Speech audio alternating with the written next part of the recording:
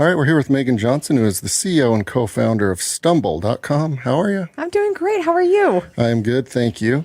It's summer now. I know, it's hot. And you guys have offerings and clothes on Stumbl for summer, right? We do. Oh, yes. Tank tops, shorts, the whole nine yards. Yeah. I love it.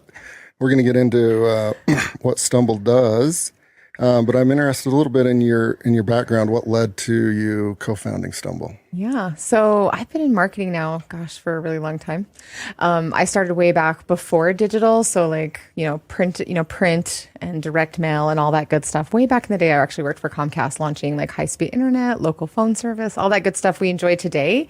Yeah. That just dates me and how old I am. But anyway, so I actually worked for KSL Classified. So I got in the marketplace space and loved doing that. Actually then went to be the SVP of Jane.com. And it was there during our tenure that my co-founder and I really saw a lot of the waste that was happening with fashion. I left Jane and actually was the EVP of commerce for Havas Media Group out of New York and was working for a lot of big agency type clients and reconnected with my co-founder. And we started talking about, hey, there's still this problem that we need to look into. And the more we looked into it, the more we were like, we've got to do something about this. Like, why isn't this being done? TJ Maxx has no desire to sell online, which just surprised us because, you listen to their earnings call and it's like less than 3% of their business. And they've announced more retail stores, but not really to lean in online. And we're like, that's so bizarre. Why isn't anyone doing this? And so we're like, well, we're going to do it. So that's how Stumbl was born. Perfect. Yeah. I like it. Especially when, the co-founders have a lot of years of experience and they see the problem and know it. Like if you're referencing earnings calls, that means you've done a bit of due diligence. A little bit of homework. We may have accosted a few customers outside of like Ross, Burlington, TJ Maxx, but they were super helpful. Yeah. So, yeah. Yeah. I happen to shop at DI and garage sales because I think there's enough clothes in the world already. Yeah. And the price is right. And oftentimes they're barely worn, right? Yeah. Well, what's crazy in our research is like off price, and off price is just, excess inventory at the end of the day, is growing 5 times faster than overall retail, which is insane. Returns are growing 3 times faster than overall e-commerce. And a lot of that is because during COVID, as we all did, we shopped online and our bedrooms became our dressing rooms. Mm-hmm. And, not a lot of commerce companies are clear about sizing. So, and especially for women, it's like, I don't know what size I am. So I'm going to get, 2 sizes and I'm going to send the one back that doesn't fit me. Yeah. What a lot of people don't realize is when you send that item back, it doesn't always go back on the shelf or the virtual shelf. It just sits in a warehouse somewhere until eventually the company's like, oh yeah, let's move that on in a warehouse sale or something like that. It's brand new. It's great. It's fantastic. And so that's the type of inventory that we were like, we need to move that stuff and get access to that inventory and move that along for customers, especially at like pennies on the dollar. Because to your point, you shop at, some of these like thrift stores, the prices that we're selling some of the stuff, you can get right now like Free People for $20 on our website. Free People goes for like $100, $150. It's insane. Yeah. So. And I've heard tell, maybe it's urban legend that a lot of it ends up in the landfill or they just burn it. Oh no. Like last year, 11 million tons of apparel waste hit. And what is interesting is as we've reached out to some of these brands and retailers to get their excess inventory, I'll be honest, some of them would rather burn it. Yeah. They don't want to see it on a marketplace like ours, which actually is pretty disgusting. Yeah. It's sad that that's what they're choosing to do. Can't force them to change that. But yeah, they're so brand protective, which I understand to a certain extent, but also like you're not doing good in the world because apparel anyway overproduces by 20%. That's like a normal number anyway. Yeah. So it's like, you need to have better sustainable solutions. And that's what we're trying to offer through Stumbl. Yeah, I love it. So if somebody gets some really good clothes at a really good price on Stumbl, that took a bit of work and stuff on the back end for y'all. So kind of frame the business model to that end point of somebody just got a great deal, but what did it take for that to happen? Yeah, no, absolutely. So obviously we'll start at the top with any particular brand, right? You manufacture the clothes, whether they're here in the US or out of China. They come obviously with the MSRP price. They originally try to get sold on season. So like right now is summer. So you've got all of your stuff. Then, they try to sell as much as they can, but, again, inventory management planning, they have excess inventory in different sizings, returns like we talked about.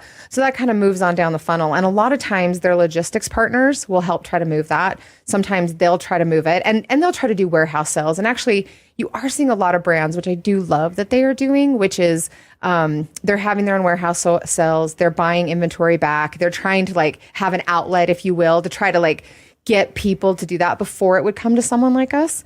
But by the time it's going to come someone else, we want to hit before it gets to the liquidators, because a lot of the liquidators, that's an interesting world in itself. But it's kind of the bottom of the barrel. It's like not the great stuff. And we still want to be able to offer fashion and trendy and all that kind of good stuff that customers want. So we want to get a little bit more upper funnel. But we negotiate. And the reason we chose to be a marketplace, two reasons. One, we'd kind of looked at some of the companies that had tried to do this before, and a lot of them spent so much capital in buying the inventory up front, and they went under because they just bought inventory that wouldn't move. Yeah. And then the other reason is, if we stay a marketplace, then we can work with the brands and retailers the way they want to work. So we work on consignment. We work in a commission model. We will take the inventory. We actually work with a logistics partner here in Provo who will take the inventory. So depending on, they can drop ship it from their location. So we have a couple of different models that we work with those vendors to make sure that we can move their inventory in a timely manner, get it shipped out. But there's not like one size fits all, because everyone is doing it slightly differently. Yeah. And that was the problem with some of the graveyard of businesses, if you will, that tried to do this, is they were like, oh, this is the only way. This is how we have to do it. And then they ended up with a lot of inventory they couldn't move. Yeah. So flexibility is the key, it sounds Absolutely. Yeah. And partners want different results.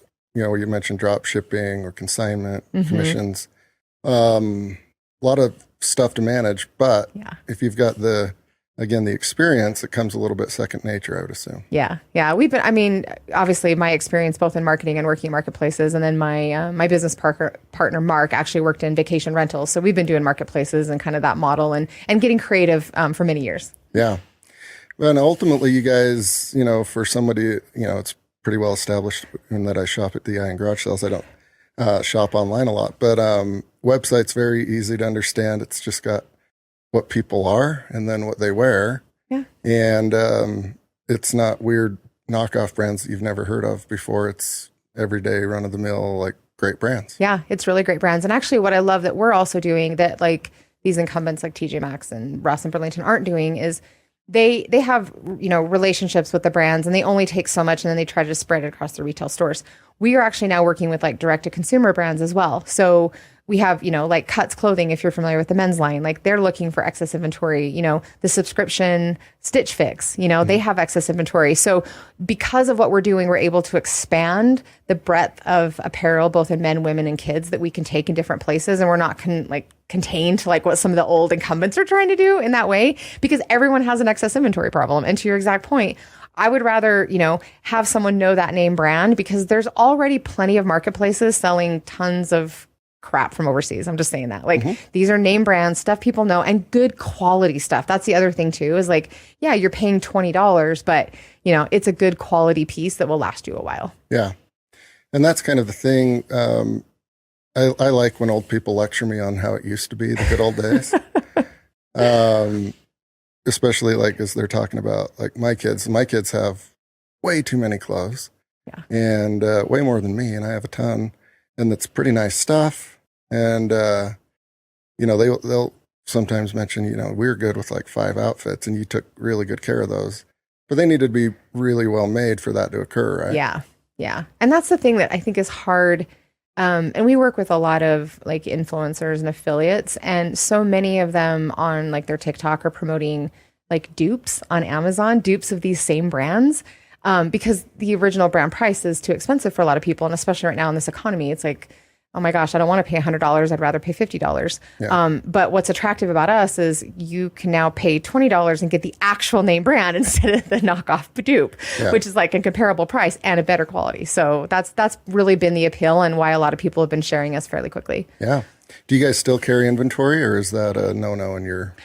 We will in some cases, because it does, if it makes sense and the price is right, we will carry some inventory with our logistics partner, but we're kind of starting to, we don't want to really get into that game if we don't have to. Gotcha. But you guys are making calculated bets and decisions based on your experience of, we think this will sell in X amount of days or months. And if it doesn't, then you gave it the old college try and at least there was another chance for it, right? Yeah. And here's the stuff, some of that end of life stuff, and you can also follow us on Whatnot.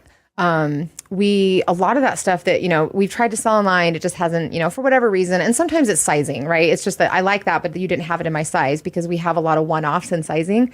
But if it gets kind of that end of life, then we take it to live shopping. and we sell it auction style. So we'll start at like $2. Oh, wow. So you can get like a Ralph Lauren, like beautiful dress starting at $2. And the auctions go anywhere from starting at $2, maybe up to like $20, depending on the appeal of the product.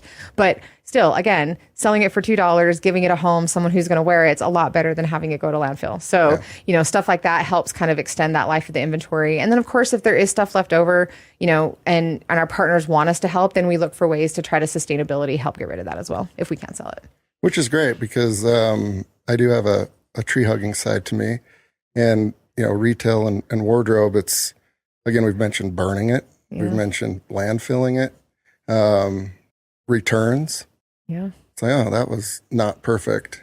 Let's burn some more gas to send it back and forth to and fro, and then it just kind of sits there. Mm-hmm. So the sustainability and just being nice to this one world that we have is. I know. I don't know where that is in the business plan, but it is kind of nice to hear. Yeah, no, we definitely are concerned about the environment. And that's why we were so, like I said, appalled when we kind of got the statistic about how much was going to apparel waste. And, we're still obviously a new brand and still up and coming. And so we want to earn that trust, not only of the brands and the retailers that we work with, but also with our consumers that, their brand is safe with us, that we're going to make sure that like, they still have good brand reputation. They still have that. And then consumers know that they can count on us to get those good brands and those things like that to kind of keep that so that, they're not feeling, because especially this, you never know what you're going to order sometimes online. And so trust is really important to us in that way. Yeah. And as a marketing professional that started in print and your words, not mine. Yeah.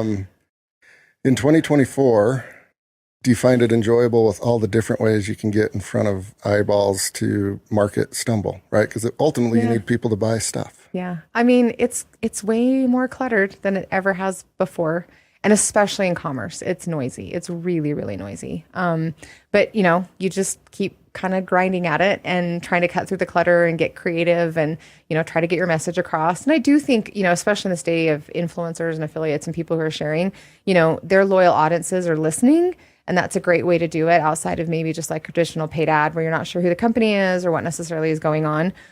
But yeah, way different than the days of we just drop a direct mail piece, cross your fingers, hope someone called. Yeah. Now you can track it a lot better than you could in the past. Yeah. And what have you found is working well for Stumbl in 2024? Yeah. Well, like I said, influencers and creators are working well for us. The other thing too is we've done a lot of word of mouth actually, because people have had a really great experience on our website and love the product and shared that. Obviously your traditional stuff like email and SMS. Like I said, live shopping has actually been really good for us. We're going to be launching live shopping on our website here soon, because we've been kind of utilizing other people's platforms like TikTok and whatnot and things like that. And now we want to do that directly so we don't have to give away some of those commissions and also to kind of control our own destiny, if you will. Also, some of the more higher end brands want to work with us, but we're going to put them behind kind of a garden wall, if you will, again, to help that brand integrity, but throw in some perks and some things like that for customers, like a first look at the stuff that we drop. Because one of the things that we heard, and if you're a TJ Maxx fan, you know this, like, what day they drop new product and you want to be there because you want either your brand or your size. So as part of this program, we'll give people kind of first looks. So they'll have first choice of sizes or particular brands that they want, and then the ability to look at some of the higher end items and what those prices are. And then that kind of protects from SEO and things like that. Gotcha. I did not know that about TJ Maxx, but I got invited to play golf, but I was wearing jeans and you couldn't wear jeans at this course. So I stopped at one and it was like Mad Max Fury Road in that store. It must have been one of those days. I walked in and was like, oh, turn around. If you've kind of been in one, they're kind of gross. I'm not going to lie. They're kind of gross inside. It was chaotic. Yeah, it's a little chaotic. But you know what you're going in there for at the end of the day. And you can find like a lot of great deals. And we kind of laugh because a lot of people have said, oh, everyone loves to shop there because they love the treasure hunt. Do you really love the treasure hunt? If there's not 900 people in there. I know, maybe. Right? Exactly. But most people, I mean, every woman, we love to shop and we love to look at that kind of stuff. But I think a lot of men, they're like, no, I just, like, to your point, I'm like, I need shorts. Like, I just need to find shorts that fit and then get me the heck out of here. And so, we want people to be able to come to our site and still have that discovery. But again, if you need a pair of shorts, obviously you were in trouble that day. We wouldn't have been helpful. But in the future, if you're planning ahead, we'll ship it out to you pretty quick. Yeah, I love it. And the demographics so far for Stumbl, what do those look like? Yeah, so it's kind of interesting. You talk about like, shopping at DI and secondhand and things like that. I have two daughters in their 20s, and they're very, thrifting is like the cool new thing to do. As a matter of fact, they would rather go to DI or Savers than go into TJ Maxx. Which is interesting, right? But we've gotten a lot of the younger crowd for that exact point. Like you can go into, one of these thrift stores and find one of these items and you're still going to pay $10, $15 maybe for it. And again, we're selling it for maybe 15, anywhere from $15 to $30. Yeah. It's like, oh, I can get it brand new. I don't have to get it used. So there's an appeal definitely with the younger generation who's into thrifting and who doesn't want to visit one of these other stores. But then also too, like a lot of kind of the older demographic, like we're old and brand snobs. We want to wear what we want to wear. And, I don't want to go pay, even though maybe I have some more disposable income, that's not where I want to spend my money, but I want people to know I'm wearing the labels. And so we are getting some of those, affluent, a little bit older. So it is kind of running the gamut, which is interesting. And actually men are comfortable shopping on our store because it's pretty straightforward. Yeah. They just come, get it, and they can leave. Yeah. And what do you do when people give you like unsolicited advice? Like, why don't you have this? Or you guys should have this. Because I always do this. It's like, you got any hunting clothes? And it's always like, no. I'm like, okay. Well, we did get asked to take computer parts the other day, but we are trying to get the excess inventory of lots of things. But no, actually, it's super helpful because we want to know what people are looking for. And so branching out into like outerwear and hunting and some of these other things, again, those brands have excess inventory. And so if we can get access to them and get them to you, that's what we want to do. So obviously we've only been in business now just about 7 months. Yeah. So as we get our name out there and, kind of establish that we're hoping we can make more contacts and continue to reach out to people. Yeah. I love that because you go into a sporting goods store and you look, that's not $150. I know, right? You guys are marking that up so excessively. And, I hope one day to find some stuff on Stumbl. Okay, well, I will look for you, and as soon as I do, I'll drop you a note. I love it. As you build out your team and the product, the platform, all of that, what has you most excited for the next year? The next year really is about growth for us. We really want to be a household name. With what we're doing, we do think that we're pretty, it's weird to think that we're innovative because this seems like a no-brainer, but can you name another company doing this online? No. Yeah. So yeah, that's what gets us pretty excited is that we do think we've got, something special here and a way to really, one, give these clothes a second home, get people affordable clothing. And we're really excited about what the growth of the next year looks like. We just rolled out an app to make shopping a little bit easier as well. And so, just all the ways, and especially, AI is hot right now. So yes, merchandising the site and making sure that people can find their sizes and their brands, like any business, we want to continue to make that customer service better. And we'll continue to enhance that as we grow as well. So yeah, this next year is just going to be about growth and putting fuel on the fire. Very cool. Yeah. Well, congrats to you and your team for everything you've built. Love the idea. Love that it covers a lot of bases and it kind of sounds like there's only upside for everyone involved. Yeah. Well, thank you. You betcha. Thanks, Meagen. Yeah. Thanks for having me. You bet.